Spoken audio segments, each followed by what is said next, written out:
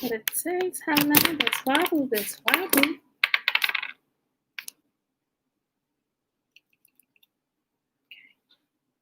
Make sure this stuff is up. Okay, y'all.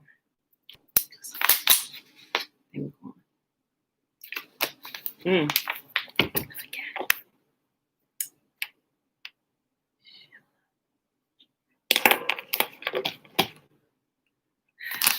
Top of the day, beautiful people. Top of the day. Pull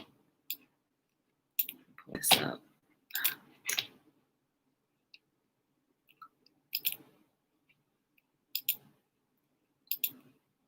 I probably should just print this out. So I got it right here in front of me when we start. So we're going to start the mornings with the shema. Hold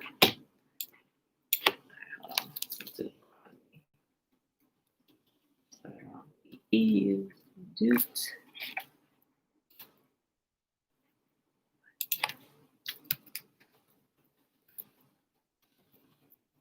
Oh, thanks for the tea.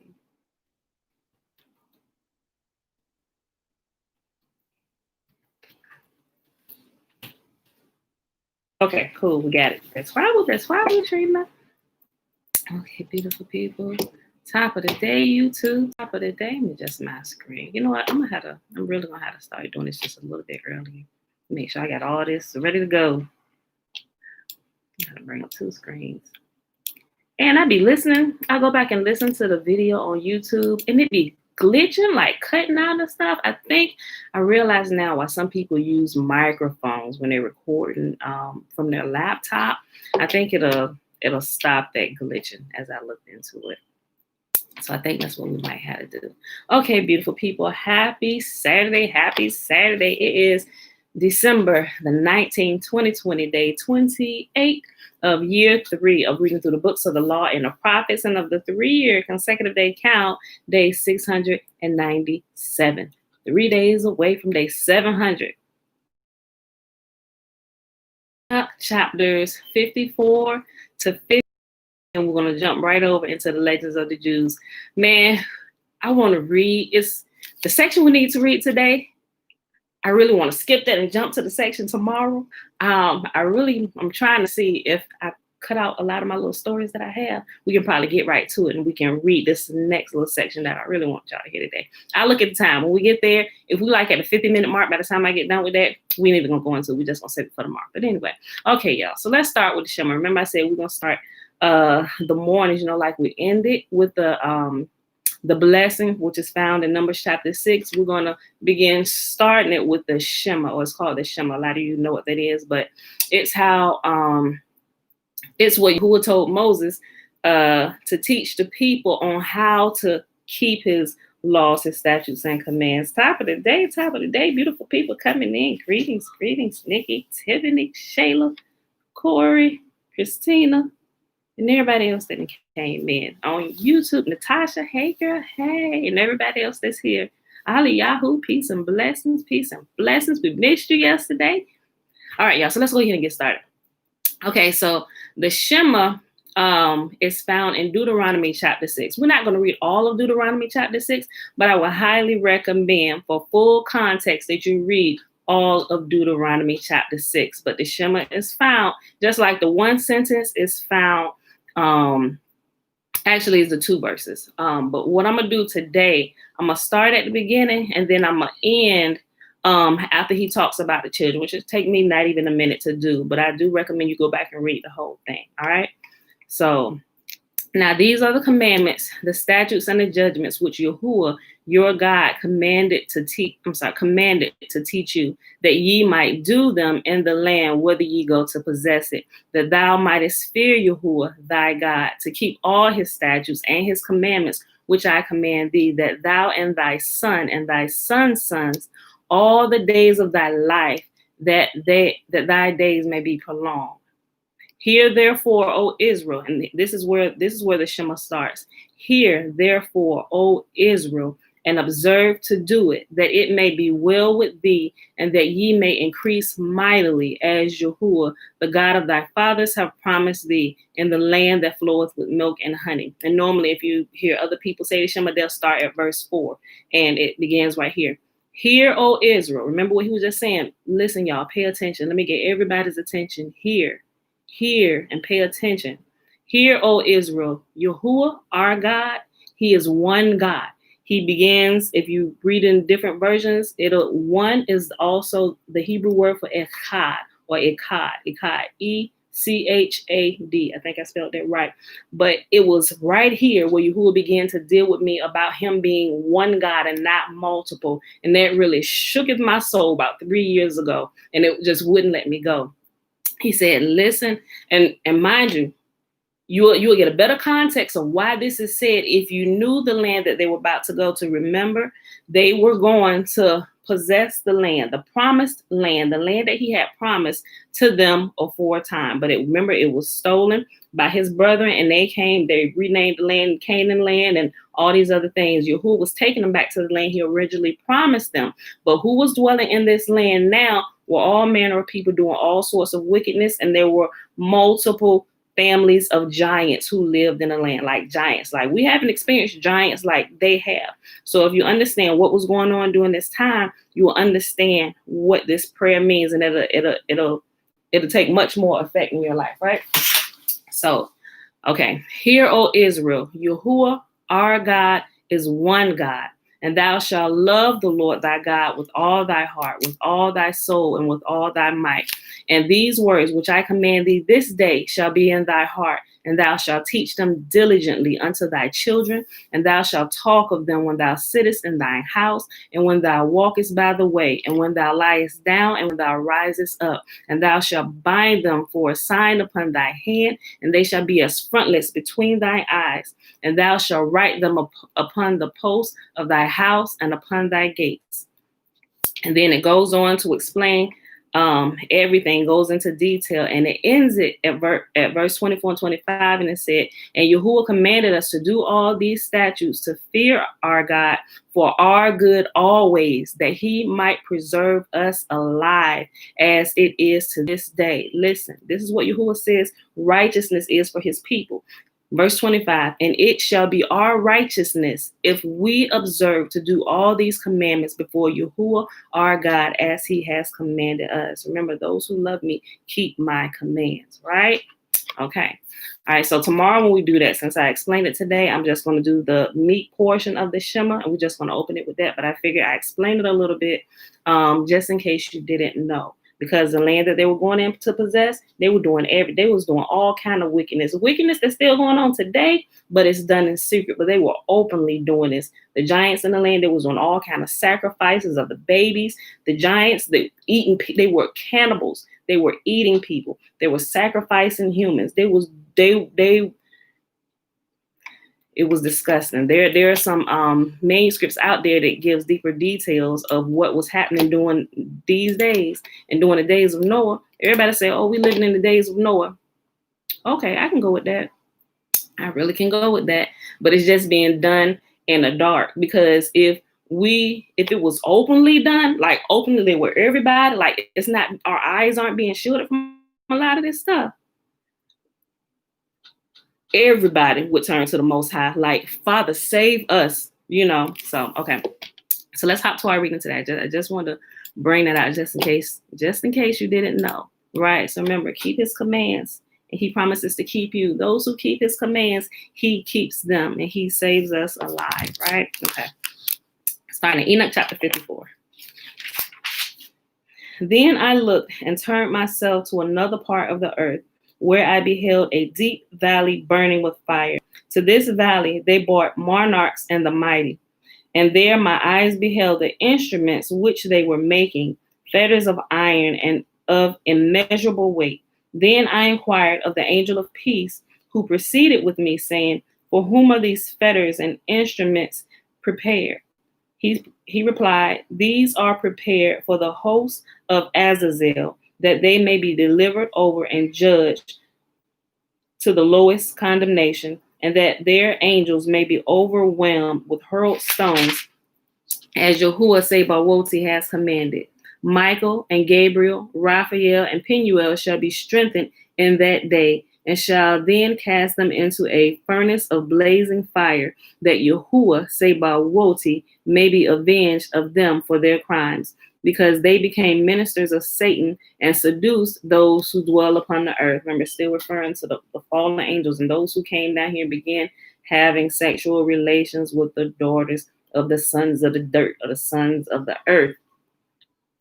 In those days shall punishment go forth from Yahuah Sebawoti, and the receptacles of water which are above the heavens shall be opened, and the fountains likewise which are under the heavens and under the earth, all the waters which are in the heavens and above them shall be mixed together. The water which is above heaven shall be the male, the man, the male waters. Waters above are male, waters below are female. And the water which is under the earth shall be female, and all shall be destroyed who dwell upon the earth, and who dwell under the extremities of heaven. By these means shall they understand the iniquity which they have committed on the earth, and by these means shall they perish. Enoch chapter 55. Afterwards, the Ancient of Days, if y'all didn't know who the Ancient of Days was, it's Yahuah himself, the creator of heaven and earth, the Ancient of Days. Afterwards, the Ancient of Days sighed and said, in vain have I destroyed all the inhabitants of the earth. And he swore by his great name, henceforth I will not thus act towards all those who dwell upon the earth, but I will place a sign in the heavens, and it shall be a faithful witness between me and them forever, as long as the days of heaven and earth, as long as the days of heaven and earth last upon the earth. Let me make a little mention right here about something else that we read. I don't know, we didn't read it. Hey, baby. Right here where the rainbow is in the sky. And we know that certain groups of people have hijacked Yahuah's rainbow and using it as their like logo. Okay, that's cool. We know the creator of it, but listen, did you know that there was a time, and it mentions that time, that the rainbow was not even shown? You know why? Because so many people trusted and believed in Yah. They said there were so many pious people or righteous people keeping his commands at a certain point in time that the rainbow had not even been seen for many, many years. You know what that means? How often is we seeing a rainbow today? Boy, I'm telling y'all, these people living on this earth is pissing Yahuah off left and right. Bruh, I'm seeing a rainbow a few times a week. I'm like, oh, bruh, he reminded himself. Greetings, Uncle Nathaniel. So every time we see that rainbow, Yahuah is reminding us that he ain't about to take the whole place out like he did the first time with the flood. So it should make y'all think now when we see this rainbow, ooh, Father, forgive us down here. Get your people together. So, okay. Verse 4. Matter of fact, I'll put that. Let me put it in the rainbow. So I remember. So you can see it. I get the exact reference. Rainbow reference. Okay. That way y'all can lay your eyes on it yourself. Okay. Afterwards, according to this, my decree, when I shall be disposed to size them beforehand by the instrumentality of angels, in the day of affliction and trouble, my wrath and my punishment shall remain upon them. My punishment and my wrath, says Elohim Yahuah Sebawoti. O you kings, O you mighty who inhabit the world, you shall behold my elect one sitting upon my throne of glory, and he shall judge Azazel, all his associates, and all the hosts in the name of Yahuah Sebawoti. There likewise I beheld hosts of angels who were moving in punishment, confined in a network of iron and brass. Then I inquired of the angel of peace who preceded me, to whom those under confinement were going. He said, to each of their elect and their beloved, that they may be cast into the fountains of the deep recesses of the valley. And that valley shall be filled with their elect and beloved, the days of whose life shall be consumed, but the days of their error shall be innumerable. Hey, I need y'all to quiet down. Josh, keep them quiet, please, or everybody going back up the stairs this morning. Then shall angels combine together and conspire. The chiefs of the east among the Parthians and Medes shall remove kings in whom a spirit of perturbation shall enter. They shall hurl them from their thrones, springing as lions from their dens, and like famished wolves into the midst of the flock. They shall go up and tread upon the land of their elect. The land of their elect shall be before them. The threshing floor, the path, and the city of my righteous shall impede their hordes. They shall rise up to destroy each other. Their right hand shall be strengthened, nor shall a man acknowledge his friend or his brother, nor the son of his father and his mother, until the number of the dead bodies is their death and punishment. Neither shall this take place without cause. In those days shall the mouth of Sheol be opened, into which they shall be immersed. Sheol shall destroy and swallow up sinners from the face of the earth. Enoch chapter 56. After this, I beheld another army of chariots with men riding in them, and they came upon the wind from the east, from the west, and from the south. The south of the noise of their chariots was heard. And when that agitation took place, the holy ones out of heaven perceived it. The pillar of the earth shook from its foundation, and the sound was heard from the extremities of the earth unto the extremities of heaven at the same time.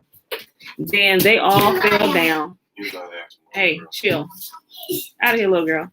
Then they all fell down and worshiped Yahuah Sabaoth. This is the end of the second parable. Last chapter of Enoch, y'all. It's 5 verses. I now began to utter the third parable concerning the holy ones and the elect.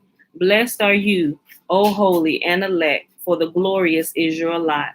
The holy ones shall exist in the light of the sun, and the elect in the light of everlasting life. The days of whose life shall never terminate, nor shall the days of the holy ones be numbered, who seek for the light and obtain righteousness with Yahuah Sabaoth. Peace be to the holy ones with Yahuah of the world. Henceforth shall the holy ones be told to seek in heaven the secrets of righteousness, the portion of belief, for like the sun has it arisen upon the earth.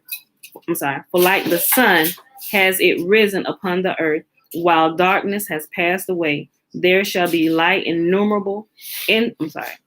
There shall be light interminable, nor shall they enter upon the enumeration of time, for darkness shall be previously destroyed. Bella, I'm about to send you upstairs. For darkness shall be previously destroyed, and light shall increase before Yahuah Sabaoth. Before Yahuah Sabaoth shall the light of uprightness increase forever. Okay, y'all. So, forgive my background if they start getting a little loud. If they start getting too loud, I'm going to just call my husband, have him call them up there. Genesis 9:14, rainbow. Yes, thank you, Tiffany, but there's also another reference that I want to share with you all. Okay.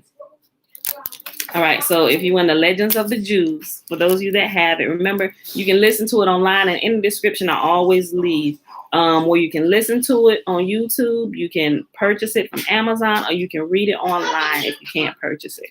So that way you can read along, you go back, check into stuff, you have the reference, and do your own personal research and stuff. All right, page 280, volume 3, page 280. All right, Moses blamed for Israel's sin. When the people turned from their God, he said to Moses, who was still in heaven. Who was that? Was that Bella or Jace? Bella. Hey, chill. Y'all, I need y'all to keep quiet or y'all gonna have to go back upstairs. It's gonna be my last time, okay? Okay. When the people turned from their God, he said to Moses, who was still in heaven, get thee down, for thy people, which thou broughtest out of the land of Egypt, have corrupted themselves. Remember yesterday we got into that part, and he was up there for 40 days and 40 nights, and they started going crazy down there, right? Moses, who until then had been superior to the angels, now, owing to the sins of Israel, feared them greatly. The angels, hearing that Yahuah meant to send him from his presence, wanted to kill him. And only by clinging to the throne of Yahuah, who covered him with his mantle, did he escape from the hands of the angels, that they might do him no harm. Can you do that over there? Jeremiah, do that over there, please. He had particularly hard struggle with the 5 angels of destruction, Kezeth, Ahimah, Mashith, and Haran, whom Yahuah had sent to annihilate Israel. Moses then hastened to the three patriarchs, Abraham, Isaac, and Jacob, and said to them, if ye are men who are participators of the future life, stand by me in this hour, for your children are as the sheep that is led to the slaughter. The three patriarchs united their prayers with those of Moses, who said to Yahuah, hast thou not made a vow to these three to multiply their seed as the stars? And are they now to be destroyed? In recognition of the merits of these three pious men, Yahuah called away three of the angels of destruction, leaving only two, whereupon Moses further importuned Yahuah, for the vow thou hast made to Israel, take from them the angel Mashith. And Yahuah granted his prayer. Moses continued, for the vow thou hast made me, take from them also the angel Haran. Yahuah now stood by Moses so that he was able to conquer this angel, and he thrust him down into the earth in a spot that is the possession of the tribe of Gad, and there held him captive. So as long as Moses lived, this angel was held in check by him. And if he tried, even when Israel sinned, to rinse out of the depths, open wide his mouth, and destroy Israel with his panting, all Moses had to do was to utter the name of Yahuah, and Haran, or as he is sometimes called Peor, was drawn once more into the depths of the earth. At Moses' death, Yahuah buried him opposite the spot where Peor is bound. For should Peor, if Israel sinned, reach the upper world and open his mouth to destroy Israel with his panting, he would, upon seeing Moses' grave, be so terror-stricken that he will fall back into the depths once more. Moses did indeed manage the angels of destruction, but it was a more difficult matter to appease Yahuah in his wrath. He addressed Moses harshly, saying, these grievous sins of men had once caused me to go down from heaven to see their doings. Do thou likewise go down from heaven now. It is fitting that the servant be treated as his master. Remember when he was about to destroy Sodom and Gomorrah, Yahuah himself came down to see if this wickedness was just as horrible as the angels had been reporting to him. He said, let me go down here and lay my eyes on this myself to see if this report is true. This is what he's talking about. Let me go back up a sentence. The grievous sins of men had once caused me to go down from heaven to see their doings. Do thou likewise go down from heaven now.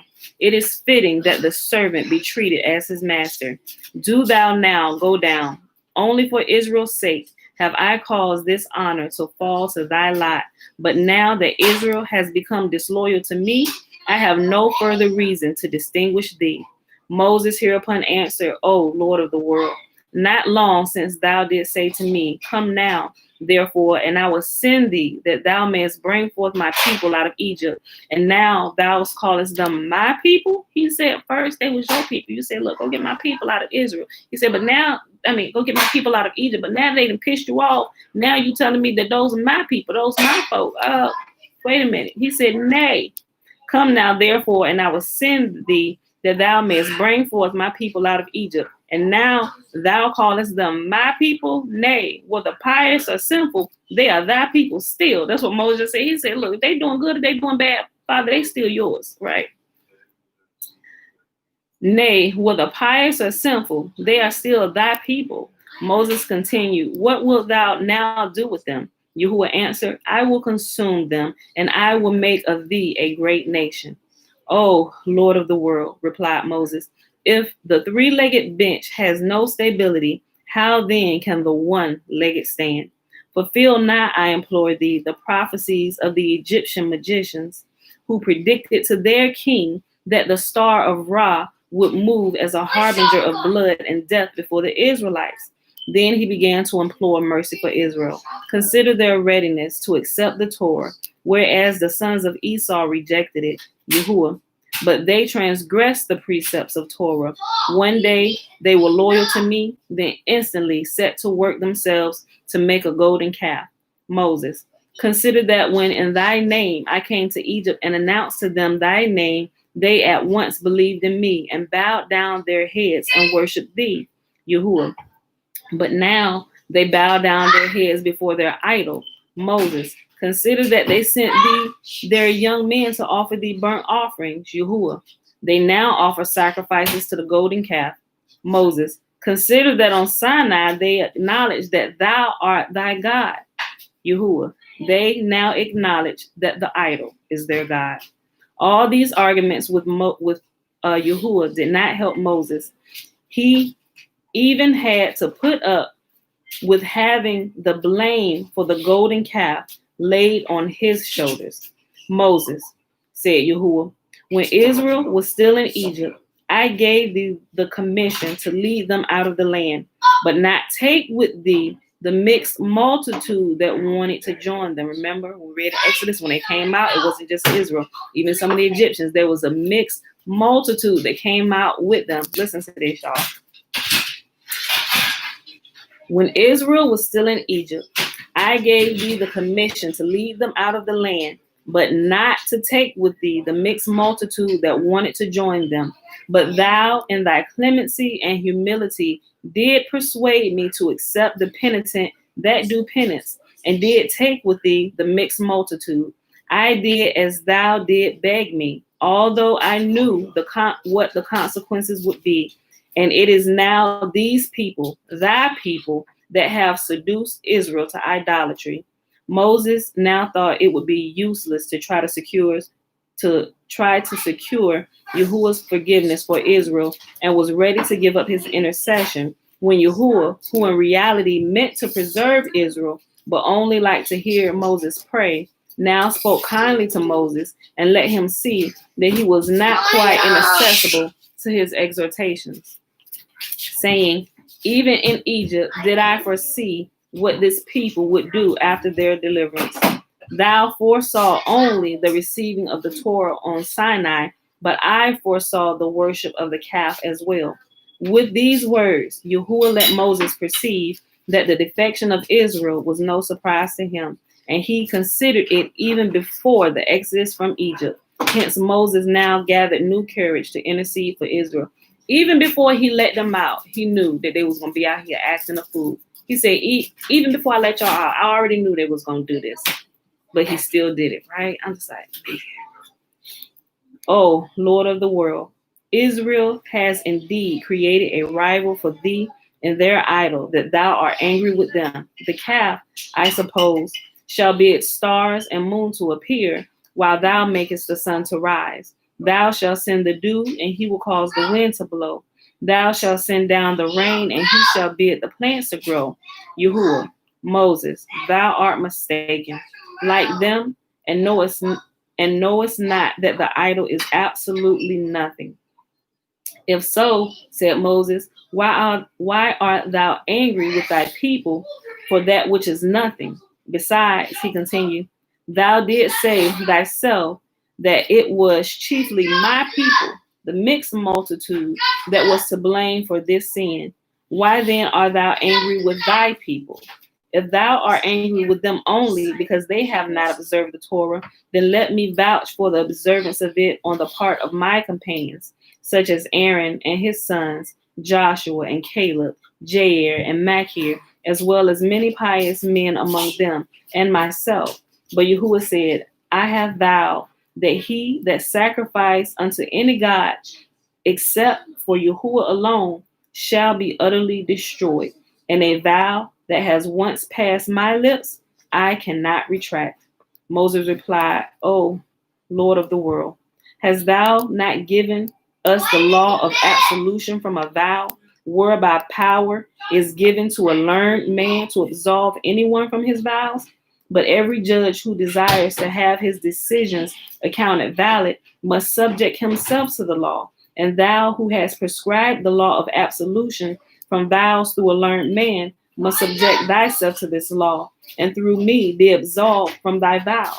Moses thereupon wrapped his robe about him and seated himself, and bade Yahuah let him absolve him from his vow, bidding him say, I repent of the evil that I had determined to bring upon my people.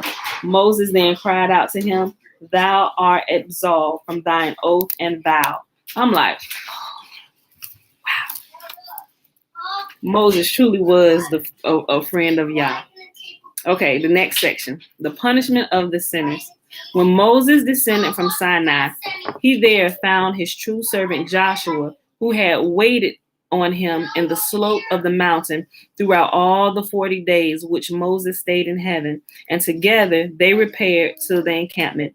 On approaching it, they heard the cries of the people, and Joshua remarked to Moses, there is a noise of war in the camp. But Moses replied, is it possible that thou, Joshua, who art one day destined to be the leader of 60 myriads of people, cannot distinguish among the different kinds of sins? This is no cry of Israel conquering, nor their defeated foe, but their adoration of an idol. When Moses had now come close enough to the camp to see what was going on there, he thought to himself, how now shall I give them the tables and enjoin upon them the prohibition of idolatry, for the very trespassing of which heaven will inflict capital punishment upon them? Hence, instead of delivering to them the tablets, he tried to turn back, but the 70 elders pursued him and even tried to wrest the tables from Moses. But his strength excelled that of the 70 others, and he kept the tables in his hand, though these were 70 seah in weight. All at once, however, he saw the writing vanish from the tables, and at the same time became aware of their enormous weight. For while the celestial writing was upon them, they carried their own weight and did not burden Moses. But with the disappearance of the writing, all this changes. I'm just sitting here and I'm like, wow. Let me read that again. All at once, however, he saw the writing vanish from the tables or the tablets that the 10 Commandments were written on. He saw the writing vanish from the tablets, and at the same time became aware of their enormous weight. For while the celestial writing was upon them, they carried their own weight and did not burden Moses. But with the disappearance of the writing, all this changed. Now, all the more did Moses feel loath to give the tables without their contents to Israel. And besides, he thought, if Yahuah prohibited one idolatrous Israelite from partaking of the Passover feast, how much more would he be angry if I were now to give all the Torah to an idolatrous people? Hence, without consulting Yahuah, he broke the tablets. Yahuah, however, thanked Moses for breaking the tablets. Hardly had Moses broken the tablets when the ocean wanted to leave its bed to flood the world. Moses now took the calf which they had made and burnt it in a fire and ground it to powder and strewed it upon the water, saying to the waters, what would ye do upon the dry land? And the waters said, the world stands only through the observance of the Torah, but Israel has not been faithful to it. Moses hereupon said to the water, all that have committed idolatry shall be yours. Are you now satisfied with these thousands? But the waters were not to be appeased by the sinners that Moses cast into them, and the ocean would not retreat to its bed until Moses made the children of Israel drink of it. The drinking of these waters was one of the forms of capital punishment that he inflicted upon the sinners. Remember this, y'all can read this in Exodus when this happened, right? This is just giving more detail that actually left out. When in answer to Moses' call, who is on Yahuwah's side? Let him come unto me. All the sons of Levi gathered themselves together unto him, they who had not taken part in the adoration of the golden calf. Moses appointed these Levites as the judges, whose immediate duty it was to inflict the lawful punishment of decapitation upon all those who had been seen by witnesses to be seduced to idolatry after they had been warned not to do so. Moses gave the command as though he had been commissioned to do so by Yahuah.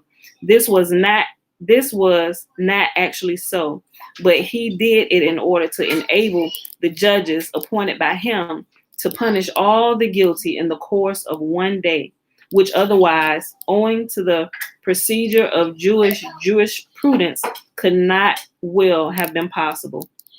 Those who, according to the testimony of witness, had been seduced to idolatry, but who could not be proven to have been warned beforehand, were not punished by temporal justice. They died of the water that Moses forced them to drink. For this water had upon them the same effect as the curse bringing water upon the adulterous woman. Pause. Now, let me tell you about this. Okay, remember it was, I forget exactly where. It's either in, I think it's in Exodus. It's either in Exodus or Leviticus. But it talks about how a woman can prove her innocence. If her husband or somebody accuses this married woman of adultery, Yahuah said, this is what's to happen. Go to the priest, and the priest will pretty much ground up some bitter herbs and put it into water, right? I'm just kind of summing it up so y'all know what they're talking about here. And the woman is to drink this water. Now, if the woman is completely innocent and she has been falsely accused and she truly did not commit adultery, this water that she just drank, it will have no effect on her. But if she had been guilty of committing this indiscretion of adultery, that water would go inside of her and it will begin to cause her belly to bloat and her thighs to rot. And there would be a stench that came from this woman. Now, how many of y'all are willing to take this test today because it's still valid? Oh my God.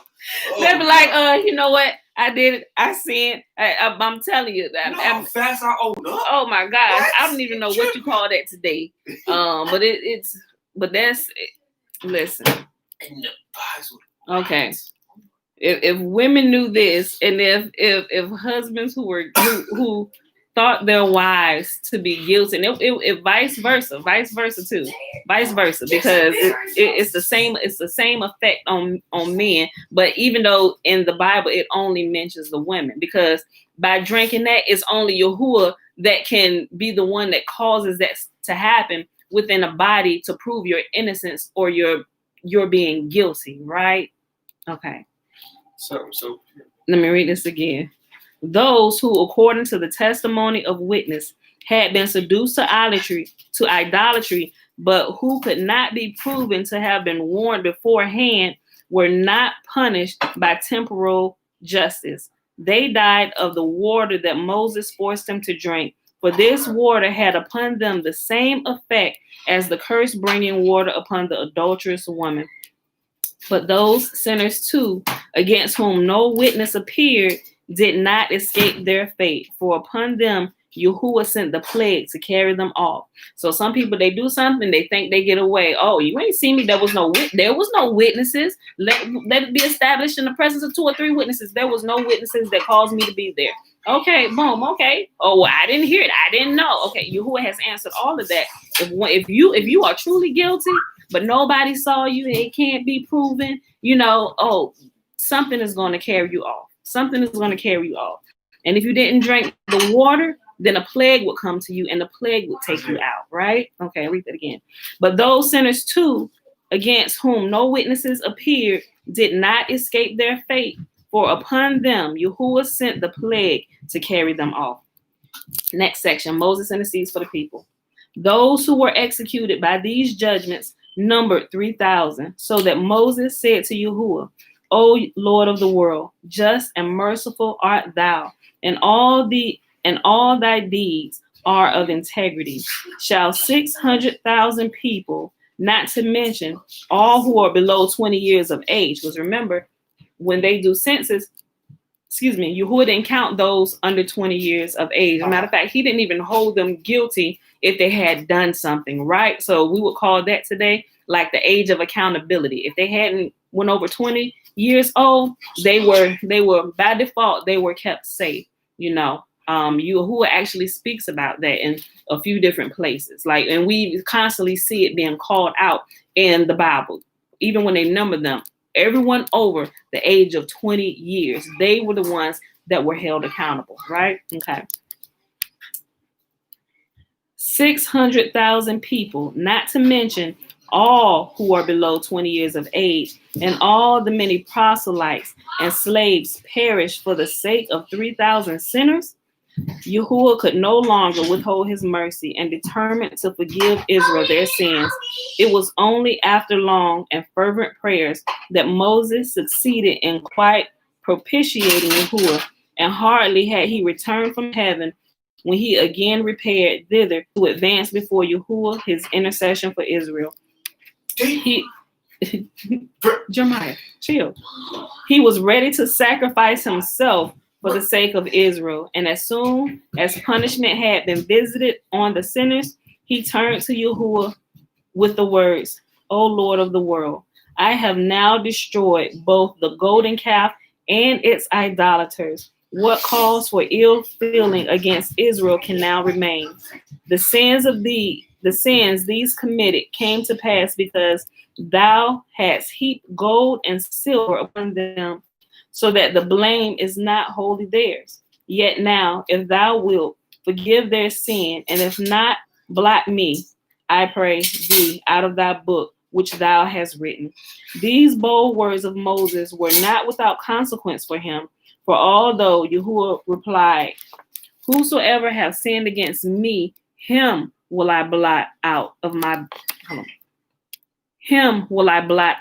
blood. Still, it was on account of this that his name was omitted from one section of the Pentateuch. And the Pentateuch is, the whole Old Testament. If I got that right, you got Torah, the first 5 books, you got the writings, you got the prophets. I think the Pentateuch is the whole Old Testament. I think. If I'm wrong, somebody please correct me. Yeah, Trina, it would have been a whole lot of stinking, rotten, big belly folks. I'm gonna say this now, bro. Whole time, if I was Moses, I would have been known if you get my drift. Which is probably why you were not born at that time. You were born here, son. Yeah. But for Israel, his words created an instant revulsion of feeling in Yahuah, who now addressed him kindly and promised that he would send his angel who would lead the people into the promised land. These words indicated to Moses that Yahuah was not entirely appeased, and he could further see this in the punishment that fell upon Israel that day. Their weapons, which every man among them had received at the revelation on Sinai, which had miraculous virtues, having the name of Yahuah engraved upon them, were taken from them by the angels, and their robes of purple likewise. Remember, I think it was yesterday or day before yesterday. Remember when Yahuah spoke to them and the angels showed up and they gave them gifts and stuff. Remember when they heard the audible voice of Yah, it said they flew back 12 miles and their spirits left their body. Then the Torah was like, Yah, who did you give me to? The living or the dead? He said, the living. He said, these folks is dead. And so he rose them up. This portion right here is where not only were they endowed with the lights from Yahuah's presence, his voice, but they were also giving gifts, right? They were given supernatural weapons, which 40 days later, they got snatched away because of their foolishness. I'm like, darn it. Can anybody do what's right for a long period of time? I'm like, y'all was getting everybody in trouble. Like in boot camp, somebody mess up, the whole division get dropped. Everybody drop and do push-ups. I'm like, oh, y'all better get it together. And then you got the one, if people still can't get it right, you got people amongst yourself, amongst your division, they're going to start beating you upside the head. Look, we sick of getting dropped for you. You better get it together. You better get it together. And y'all done seen that in movies too. Everybody tired of getting in trouble for y'all. Follow directions and y'all got to go. It was them right there. All the Keisha and her little crew that she didn't gather, and Tom too, get him, all them. It was all them. Snitch. We sick of getting beat for y'all foolishness. Okay. Their weapons, which every man among them had received at the revelation on Sinai, and which had miraculous virtues, having the name of Yahuah engraved upon them, were taken from them by the angels, and their robes of purple likewise.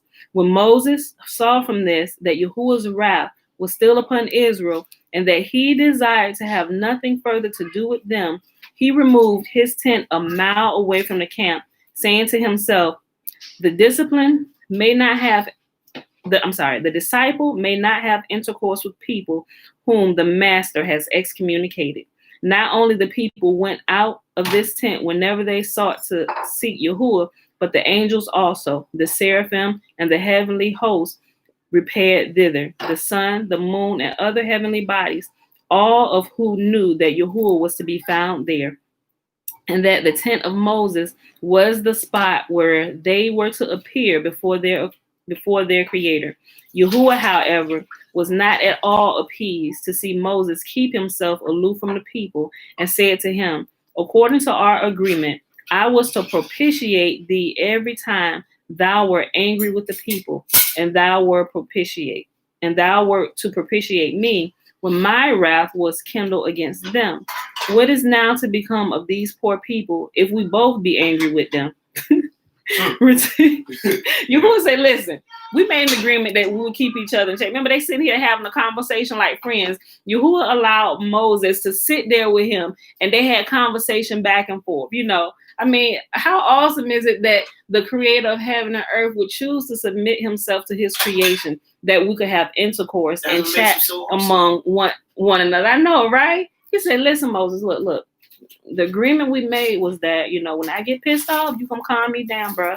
He said, when you get pissed off, I'm going to calm you down. He said, we both sitting out here removed away from the tent, pissed off at the people. What hope do they have? I need you to go back. Oh, so funny. I was Trina. Trina, I can believe that. No, I'm just playing. Trina said funny. I was the reason my unit always got dropped. We live and we learn, right? Sometimes discipline is very good. Y'all rod to the back will straighten you up. Oh, yeah, I think, yeah. You're absolutely right, Aliyah. Our words have consequences, and yeah, exactly why Moses did not reach the promised land. Shalom, mother. Shalom, shalom. Okay. According to our agreement, I was to propitiate thee every time thou wert angry with the people, and thou wert to propitiate me when my wrath was kindled against them. What is now to become of these poor people if we both be angry with them? Return therefore into the camps of the people. If thou wilt not obey, remember that Joshua is in the camp at the sanctuary, and he can well fill thy place. Moses replied, it is for thy sake that I am angry with them. And now that I see that still thou cannot forsake them, I have, said Yahuah, I already told thee that I shall send an angel before them. But Moses, by no means content with this assurance, continued to importune Yahuah not to entrust Israel to an angel, but to conduct and guide them in person. Remember, Yahuah said, I'm going to send an angel before thee. They left out some of this middle stuff. It wasn't that, oh, yeah, I'm sending an angel before thee, because Yahuah said he was going to go himself. He said, look, y'all keep pissing me off. I'm going to send my angel. He going to head up the ranks, because if I'm there amongst you, I'm going to kill all of you, because I'm sick of this. I'm sick of this, Grandpa. Okay, I'm sorry. But Moses, by no means content with this assurance, continued to importune Yahuah not to entrust Israel to an angel, but to conduct and guide them in person. 40 days and 40 nights from the 80th day of Tammuz to the 28th of Ab did Moses stay in heaven, beseeching and imploring Yahuah to restore Israel once more entirely into his favor. But all his prayers and exhortations were in vain, until at the end of 40 days, he implored Yahuah to set the pious deeds of the three patriarchs and of the 12 sons of Jacob to the account of their descendants, and only then was his prayer answered. He said, if thou art angry with Israel because they transgressed the 10 commandments, be mindful for their sake of the 10 tests which thou didst subject Abraham, and through which he nobly passed. If Israel deserves at thy hand punishment by fire for their sin, remember the fire of the lime kiln in which Abraham let himself be cast for the glory of thy name. Remember, I spoke to you about this before. It's not only that we see people, the 3 Hebrew boys thrown in the fiery furnace, but there was a time beforehand which was left out, which you can read in the book of Jasher. If you have an apocrypha, you can pull it up online. Nimrod also threw Abraham and his brother into a fiery furnace. Abraham was saved, but his brother, one of his brothers, got burnt up because he was wavering on the line whether he wanted to believe Nimrod, if Nimrod was God, or if Yahuah, the creator of heaven and earth, was the true God, right? What is Nimrod? Pause. We'll talk about that in a second, Jeremiah. Hold on. Right here. You know all the suspense here. Son, if you would do the work, I tell you, and go read. Oh, I you told was you reading this. the It is. No, This I is thought just- you was just reading when you said son. I thought you was reading the Bible for a moment, and then you was looking at Yeah, I'm talking to you, Jeremiah. Yelenia. That's your name. I'm gonna kick you out this kitchen, boy. If Israel deserves at thy hands punishment by fire for their sins, remember the fire of the lime kiln into which Abraham let himself be cast for the glory of thy name. If Israel deserves death by sword, remember the readiness with which Isaac laid down upon his neck upon the altar to be sacrificed to thee. If they deserve punishment by exile, remember for their sake how their father Jacob wandered into exile from his paternal home in Haran. Quiet them down, please. Moses furthermore said to Yahuah, will the dead ever be restored to life?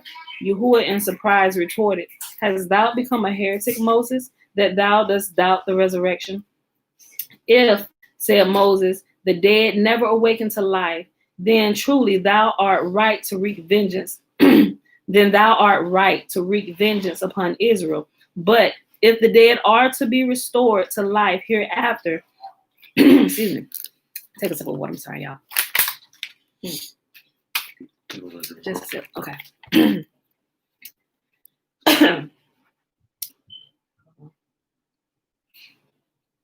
Okay.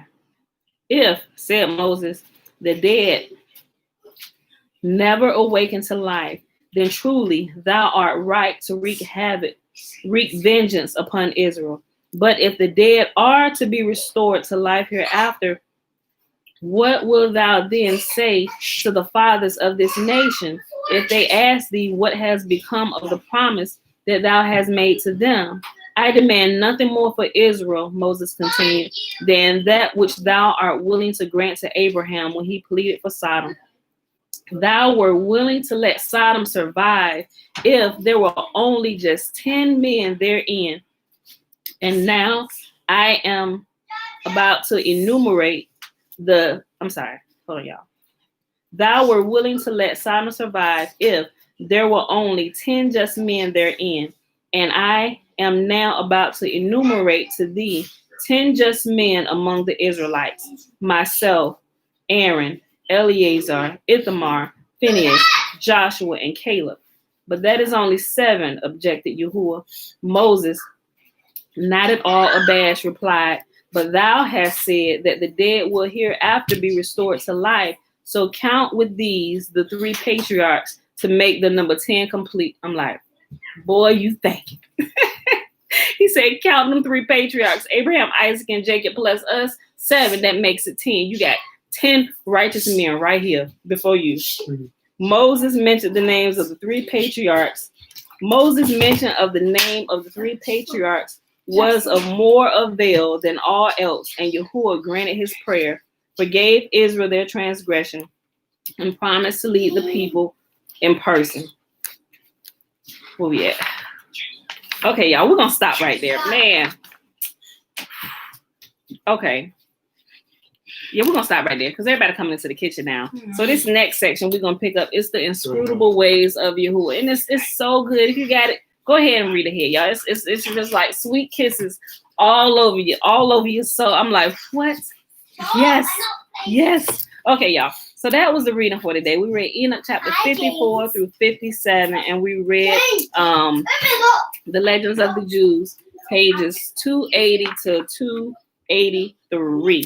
All right, y'all. So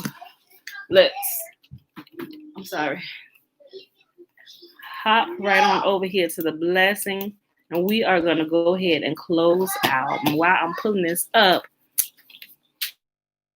I'm going to go ahead and recite the day again. It is Saturday, December the 19th, 2020. And it is day 28 of year 3 of reading through the books of instruction, or the books of the law and the prophets. And of the 3-year consecutive day count, day 697. All right, y'all. So let's go ahead. Here's the blessing as we close out. And I'll let everybody get about their day today here on this Saturday. Ain't that something? Look, the Shema, I just noticed this. The Shema is in Deuteronomy chapter 6, and the blessing is in Numbers chapter 6. They both chapter 6. I just figured I'd point that out. I obligated to study Numbers. We'll do it, son. Do it. No. Okay, so remember, the first 21 verses of Numbers chapter 6 is the Nazirite vow, and the blessing begins at verse 22. And Yahuah spake unto Moses, saying, Speak unto Aaron and unto his sons, saying, On this wise ye shall bless the children of Israel, saying unto them, May Yahuah bless us and keep us. May Yahuah make his face to shine upon us and be gracious unto us. May Yahuah lift up his countenance upon us and give us his peace. And they shall put my name upon the children of Israel, and I will bless them. All right, beautiful people. Peace and blessings, peace and blessings.